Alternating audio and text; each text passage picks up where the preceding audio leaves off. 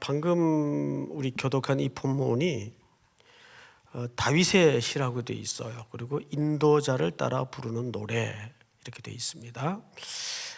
그런데 시제를 우리가 중요하게 여겨야 되겠죠. 제목이 어떻게 붙었는가는 사실 그 시 안에 담아내고자 하는 함축적 의미를 설명할 때가 꽤 많습니다.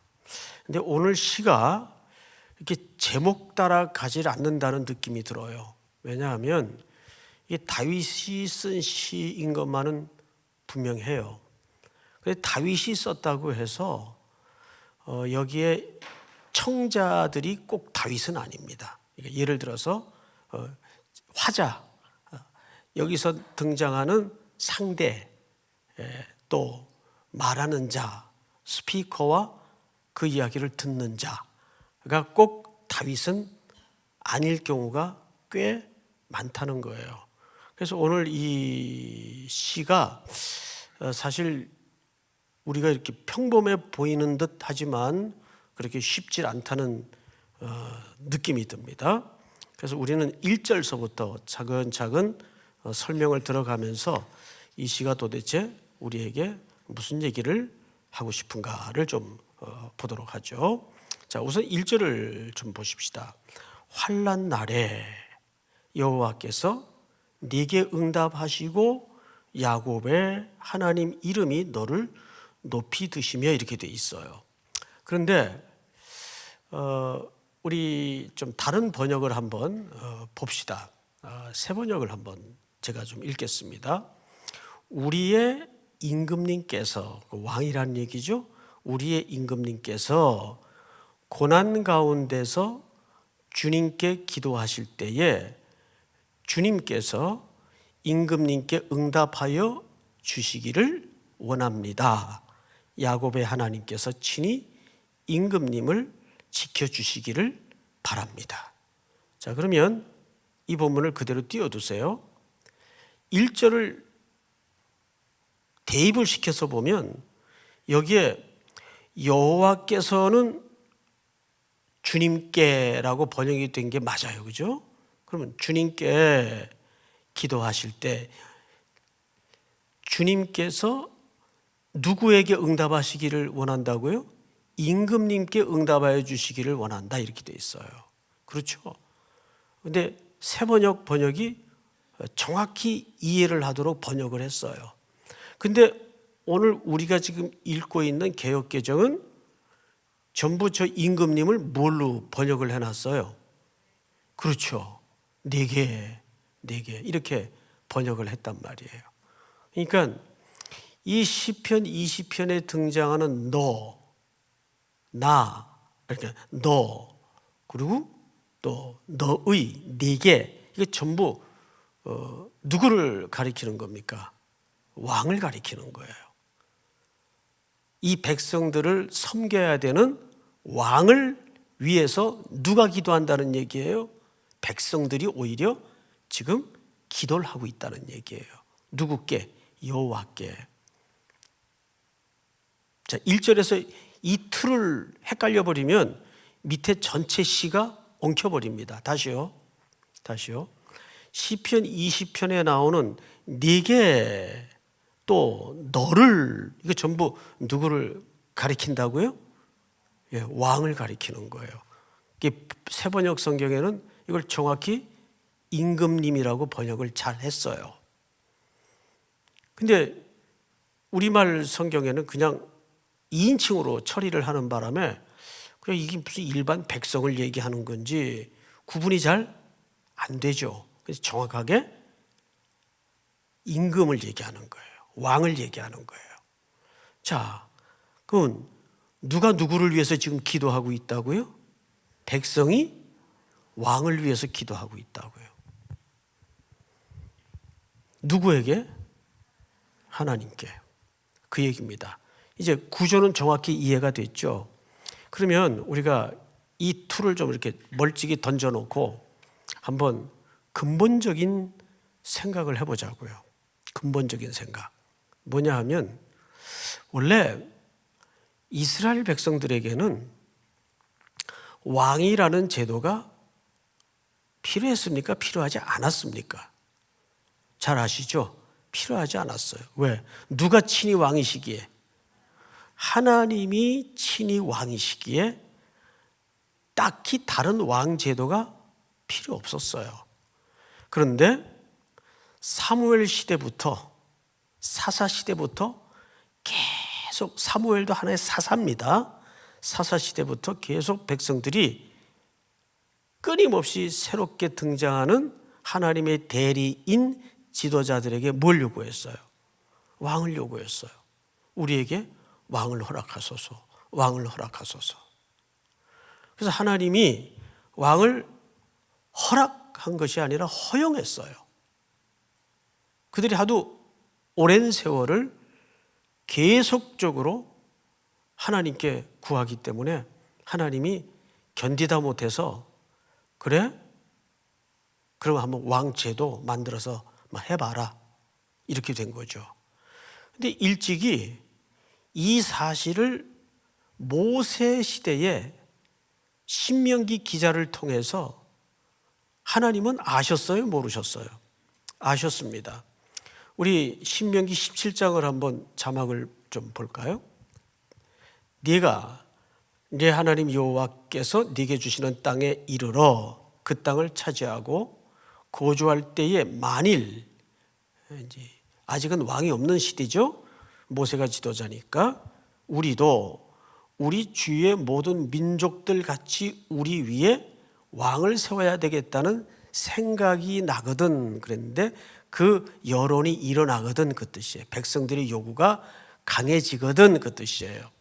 그리고 이제 다음 절 다 같이 시작.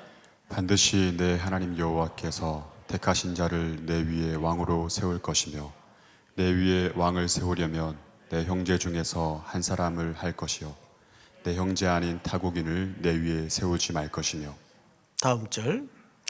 그는 이제 금해야 될 거. 그렇게 세워진 왕은 뭘 금해야 되느냐? 첫째, 병마를 많이 두지 말 것이요 병마를 많이 얻으려고 그 백성을 애굽으로 돌아가게 하지 말 것이니 이는 여호와께서 그에게 이르시기를 너희가 이후에는 그 길로 다시 돌아가지 말 것이라 하셨음이며.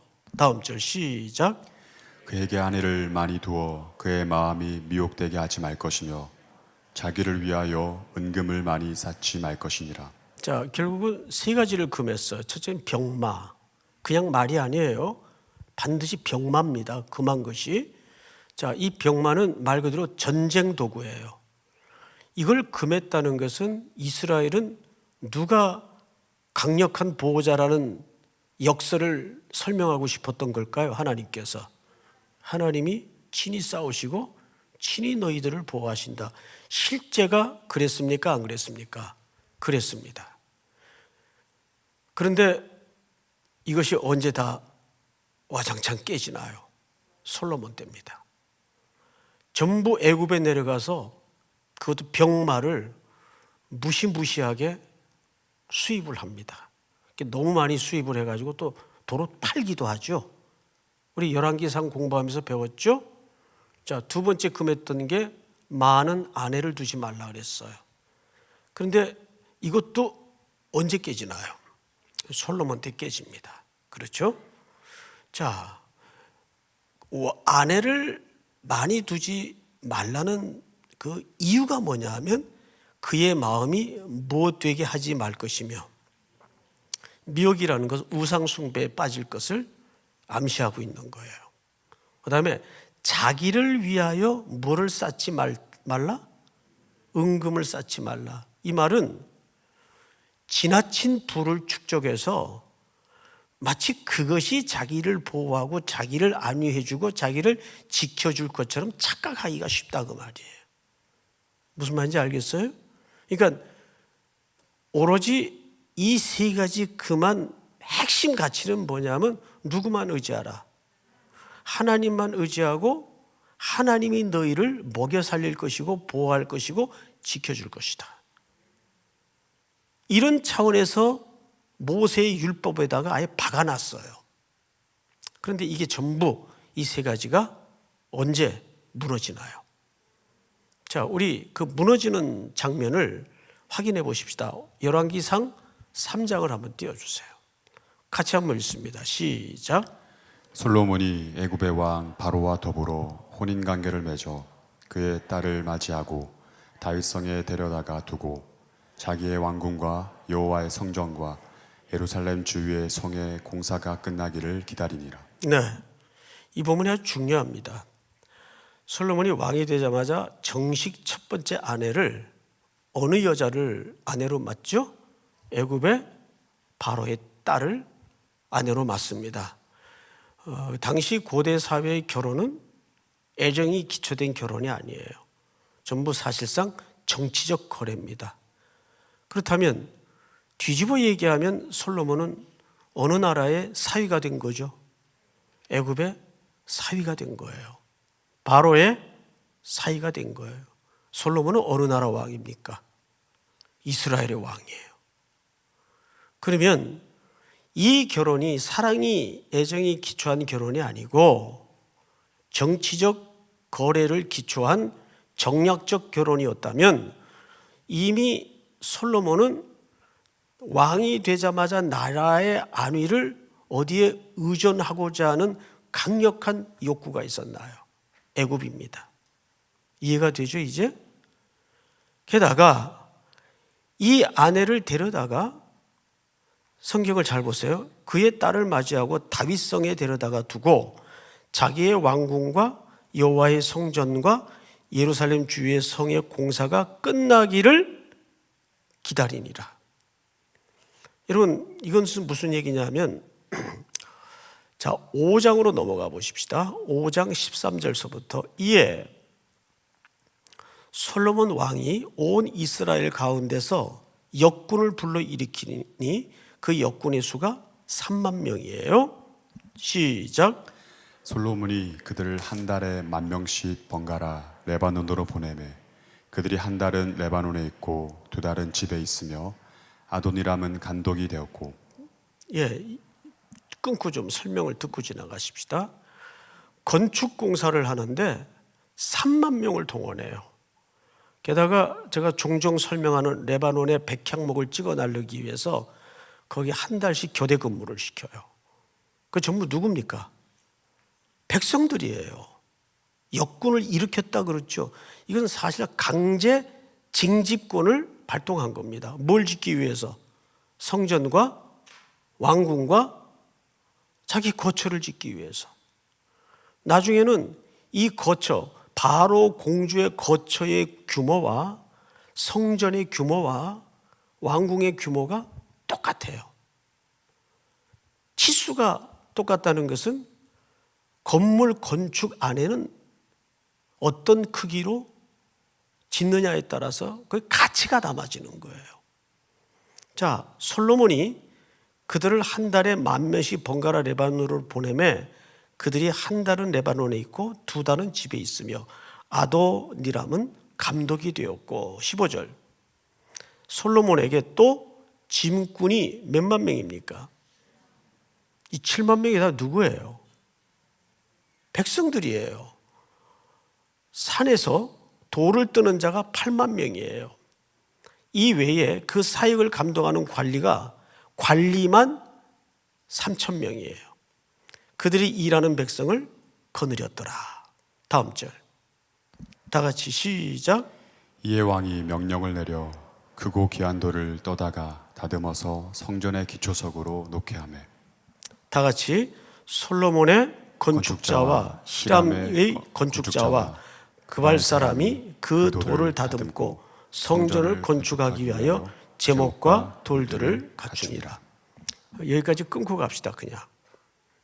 자, 왕궁, 또 왕비의 거처, 또 성전을 건축하는데 어마어마한 재정과 무시무시한 노동력이 동원이 돼요.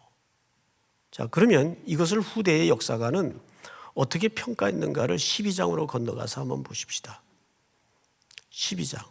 왕의 아버지가, 이게 이제 솔로몬이 죽고 나서 르호보암과 여로보암으로 나라가 갈리기 직전에 신하들이 새로 왕이 된 솔로몬의 아들 르호보암을 찾아와서 이제 그간의 고통스러웠던 날들을 호소하는 거예요.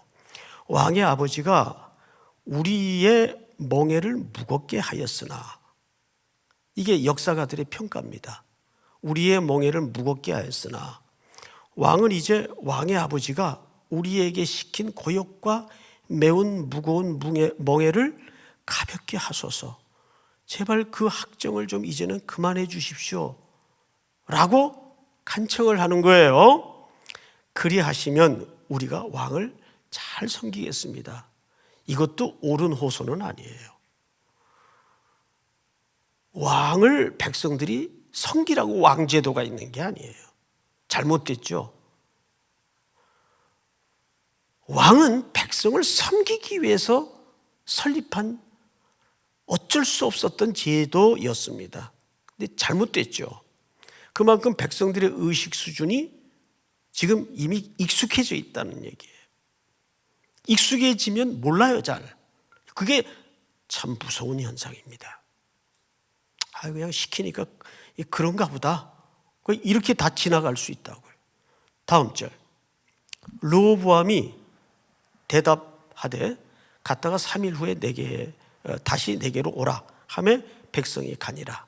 6절 다 같이 시작. 르호보암 왕이 그의 아버지 솔로몬의 생전에 그 앞에 모셨던 노인들과 의논하여 이르되 너희는 어떻게 충고하여 이 백성에게 대답하게 하겠느냐. 7절 대답하여 이르되 왕이 만일 오늘 이 백성을 섬기는 자가 되어 그들을 섬기고 좋은 말로 대답하여 이르시면 그들이 영원히 왕의 종이 되리이다 하나. 반은 맞고 반은 틀려요. 원로들이 한 얘기죠. 조언이죠. 조언이랍시고 한 얘기가 왕이 만일 오늘 이 백성을 섬기는 자가 되어, 이게 맞아요. 그런데 또 이 원로들은 솔로몬 왕 때부터 측근들이었기 때문에 어떤 의식구조에 젖어 있어요.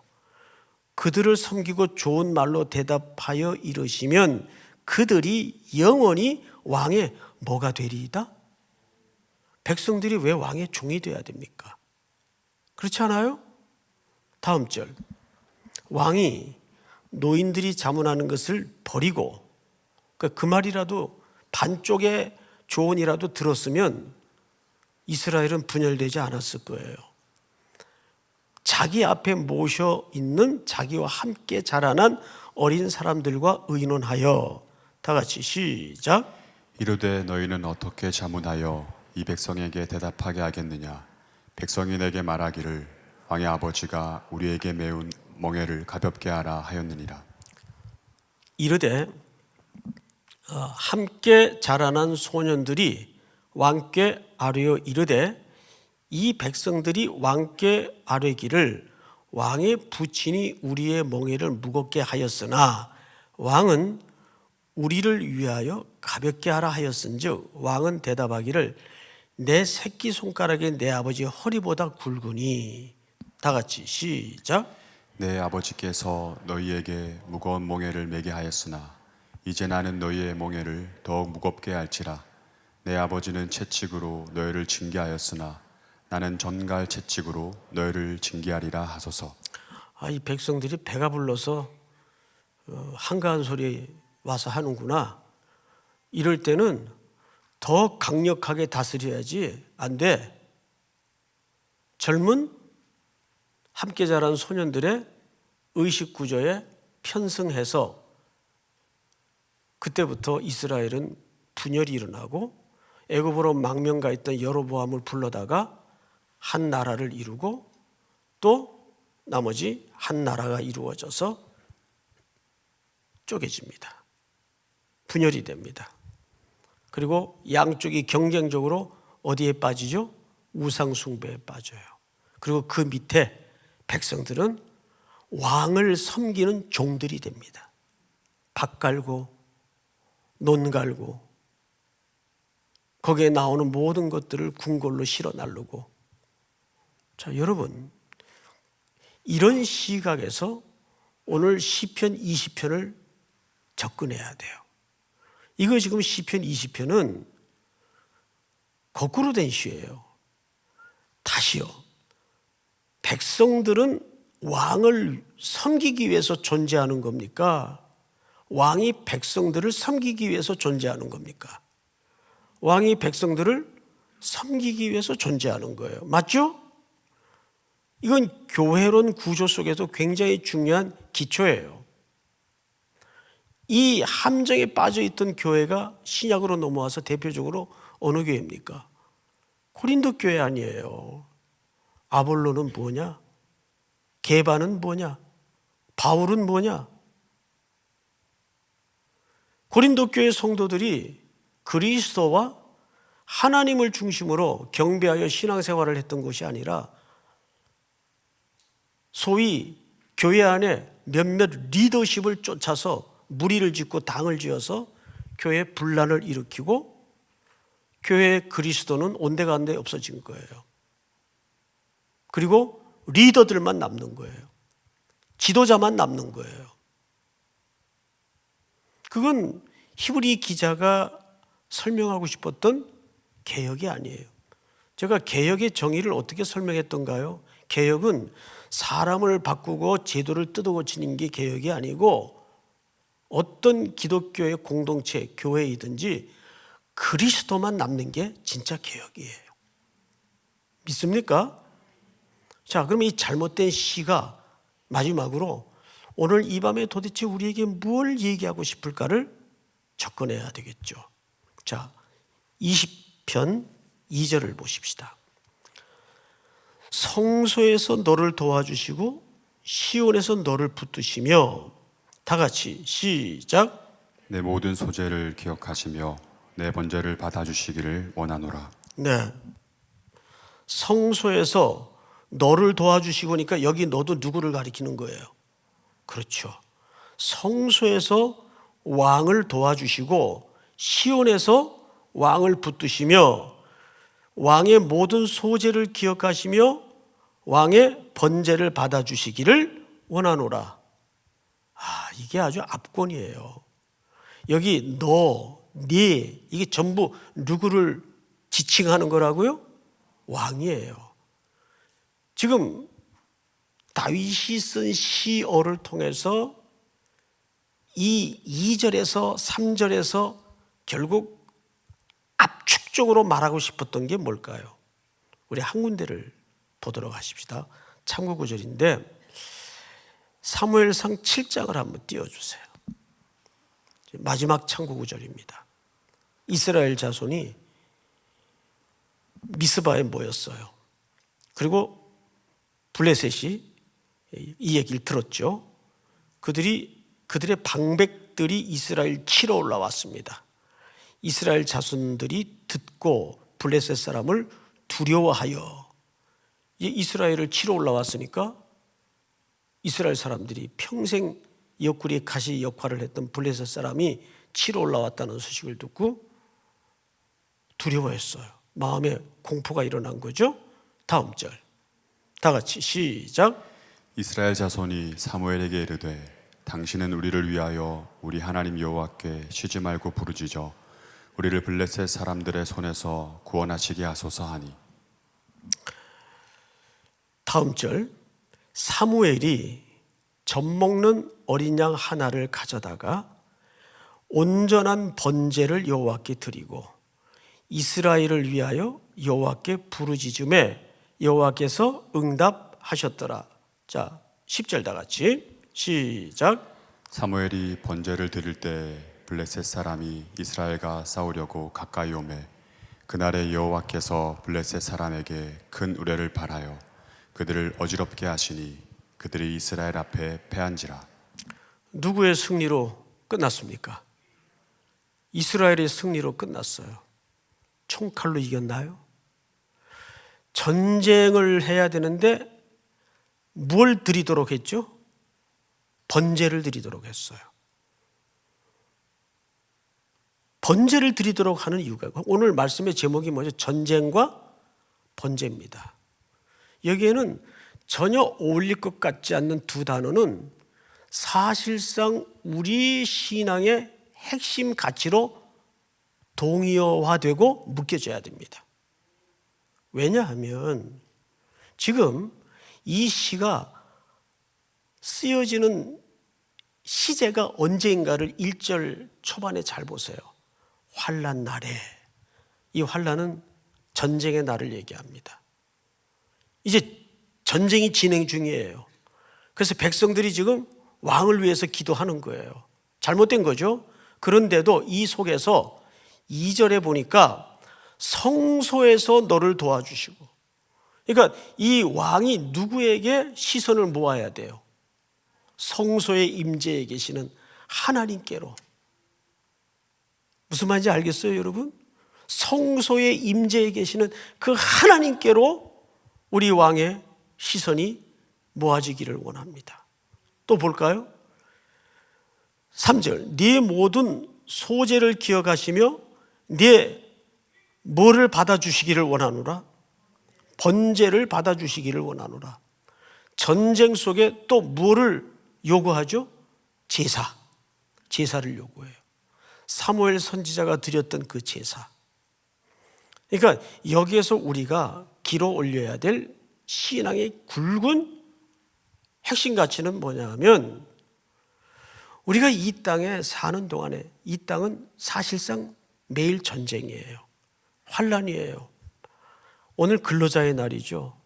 그런데 이틀 전 4월 29일 날 2000 물류센터 화재를 통해서 세상에 얼마나 야만적 사고가 터졌는지 너무너무 가슴이 아파요. 38명이 죽었어요. 앞으로 사상자는 더 나올 거라는 예상들을 하더라고요. 그것도 무슨 몇 초간에, 순식간에. 자, 여기에 우리는 기독교인들이 이런 문제를 무심히 지나가서는 저는 안 된다고 봐요. 거기에 내가 없고 나와 관련된 사람이 없다 할지라도 이거는 우리 사회라는 거대한 공동체 안에서 우리가 연대적 책임감을 가지고 아파해야 돼요. 여러분, 여기에는 아주 무서운 그 고발이 담겨져 있는데, 이 이천 물류센터에 3가지 아픔이 저는 있다고 봐집니다. 첫째는 생명보다 이익을 우선시한 지금의 가치가 그대로 드러났어요. 다시요. 생명보다 이익을 우선시한 현대인들의 사고 가치가 그대로 이 사고 속에 또 고스란히 드러났어요. 두 번째는 위험을 외주화시켰어요. 모든 위험한 일들은 본인들이 안 하고 하청을 떠맡깁니다. 그러니까 좀 죄송한 표현이긴 하지만 위험과 안전도 양극화 현상이 나타난 거예요. 놀랍게도. 없는 사람들은 위험한 일을 할 수밖에 없어요. 또 소위 가진 사람들은 더 안전하고 더 편한 일을 할 수밖에 없어요. 위험이 외주되는 세상이 돼버리고 말았어요. 그리고 3번째 아픔은 바로 우리 사회에 이 안전과 생명에도 양극화가 되는 이 3가지 아픔이 있어요. 위험이 외주화되고 안전과 생명이 양극화되는 현상. 그리고 무엇보다도 기업의 이윤이 우선시되는 가치관 속에서 세월호 사고하고 다를 게 뭐가 있어요? 똑같은 이야기죠. 세상에 이 문명천지에 어떻게 38명이 순식간에 그렇게, 그리고 거기 죽음당한, 시신도 구분하기 어려울 정도로 타버린 그 집안의 생계의 주체자예요. 가장들이에요. 그 끄슬려버린, 죽음이 되어서 지금 부상 중에 있는 사람들. 이 지금 전쟁 아니고 뭐예요? 우리는 이 전쟁에서 어떻게 이겨내야 될까요? 전쟁 속에서 우리는 번제를 드린다는 건 뭘까요? 그리스도께로 하나님의 자비로 우리의 모든 생의 실질, 그게 신앙과 종교를 뛰어넘어서 그게 실질적인 삶의 원리가 돼야 돼요. 우리 속에. 우리가 기도를 드린다는 것도 하나의 번제를 드리고 제사를 드리는 거예요. 하나님, 인간의 모든 창출되는 아이디어 속에는 선한 게 없습니다. 여기 이제 주로 젊은이들이 많이 앉아 계시니까 제가 마저 말씀을 좀 드리겠습니다. 거기에 죽음당한 사람들 몇 면을 다 보니까 너무너무 힘든 사람들이에요. 태어난 환경도 힘들고 살아왔던 환경도 힘들고, 그러니까 그렇게 노동을 하다가 또 숨져 갔겠죠. 그러면서 저는 한 이틀 동안 무슨 고민을 하고 생각을 했는가 하면, 과연 우리 청년들이 살아가는, 또 우리 성도들이 살아가는 일터에 대한 성경적 태도는 뭘까에 대해서 계속 제 머리가 떠나질 않아요. 과연 그런 일터에 대한, 이렇게 참혹한 사고가 난 소위 그런 일터에 대한 우리의 성경적 자세는 뭘까? 몇 가지 정리를 좀 해봤는데, 첫째, 성경은 모든 일터가, 잘 들으셔야 돼요. 성경은 모든 일터가 하나님의 소명의 현장이라고 가르칩니다. 그러니까 여러분, 두 가지를 헷갈리면 안 돼요. 사람에게 귀천이 없는 건 당연하지만 일터도 그것이 불법하거나 악한 일터가 아니라면 일터에도 귀천이 없어야 돼요.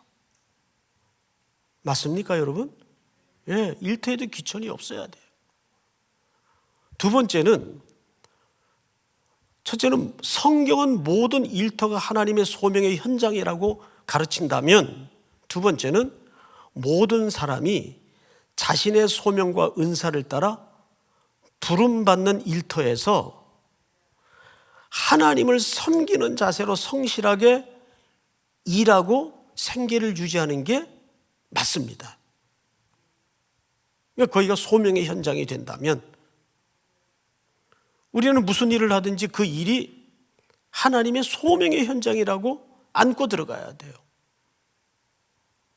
마지막으로 그 일터에서 이웃을 섬기며 살아가는 것이 하나님의 일터에 대한 우리 개혁주의 입장의 질서예요.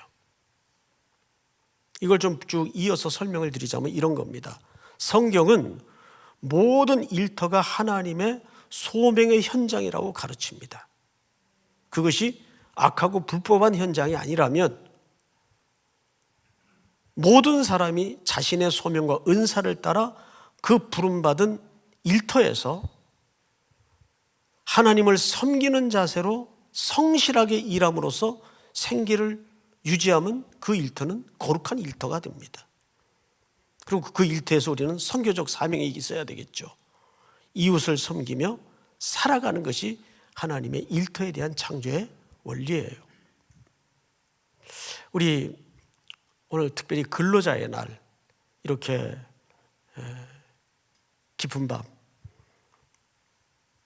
전쟁의 날과 같은 이 시대 앞에서, 말씀 앞에 서 있어요. 이럴 때일수록 우리는 성소에 계시는 하나님의 임재 속에서 매일 뭘 드리는 마음으로 현실을 살아내야 될까요? 번제. 우리가 번제를 드린다는 것은 종교 행위를 말하는 게 아니에요. 우리의 고백을 얘기하는 거예요. 하나님, 첫째는 내가 주님 은혜 없이는 한 호흡도 이어갈 수 없는 연약한 존재입니다. 두 번째는 어떤 일터에 어떤 일이든 이것이 주님이 나를 그 자리에 불러주시고 내 은사를 따라 이웃과 사회를 섬기도록 보내신 선교 현장임을 내가 믿습니다. 그것이 번제를 드리는 고백이에요. 그래서 구약에는 전쟁을 앞에 두고 왜 번제를 드리게 했는가? 이 전쟁이 인간의 모략이나 인간의 규모나 인간의 의지나 용맹으로 맞서 격파해야 될 전쟁은 아무것도 없다는 얘기예요. 믿으십니까, 여러분? 오늘 이 말씀이 이 밤에 짧은 밤이겠지만 또 공동의 제목을 놓고 기도하는 우리 모두에게 깊은 울림과 붙잡는 말씀의 원리가 될 수 있기를 주의 이름으로 축복합니다. 우리 이 시간 다 같이 한번 통성으로 반주를 좀 해주시고요. 기도할 때 주신 말씀 붙들고 기도해 주시기 바랍니다. 또 참변을 당한 또 유가족과 또 부상당한 또 근로자들이 또 아직도 이 참혹한 현장에서 온전한 인격과 존엄한 인간성 대우를 받지 못하고 아프게 살아가는 이 땅에 수많은 청년 근로자들이 많습니다. 그들을 위해서 아픈 마음을 가지고 기도하는 밤이 되었으면 좋겠습니다. 우리 한번 다 같이 주여 부른 다음에 소리내어 통성으로 기도합시다. 주여